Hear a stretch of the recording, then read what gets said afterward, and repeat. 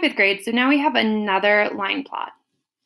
I see on my line plot, because first I remember to notice and observe before I even look at my questions.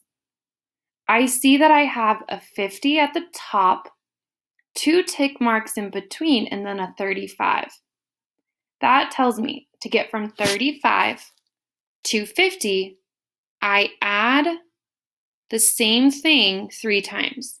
It's equally partitioned 3 times. So I'm going to try to figure out what each of these tick marks represent.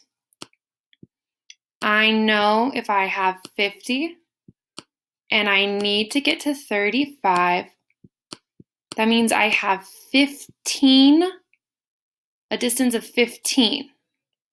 And if it's equally divided into 3 sections, I know that each section is going to be 5.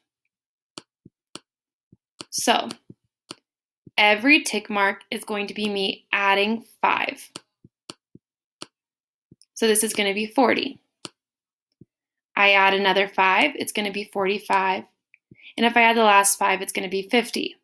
Now, this works entirely through the entire line plot. It will never change its increments or how much it moves up each time. So 35, what plus 5 equals 35? 30. What plus 5 equals 30? 25. And then what plus 5 equals 25? 20. Okay, so I figured out my increment by subtracting what I knew and dividing it into 3 equal leaps because they're all equally partitioned. I labeled all my tick marks. Now it's time to look at the actual question. Now, the first one says the origin is not labeled on the line plot. Where should the origin be? If I had read this originally, I would put my origin right here because it's the start of our line plot. However, that's not where the origin is. This is only one section of our line plot. The arrows tell me that this line plot continues on, both higher and smaller in value. So my line plot should be beyond or farther to the right on my line plot than my last point. And now I have to plot L so that it's 20 away from the origin.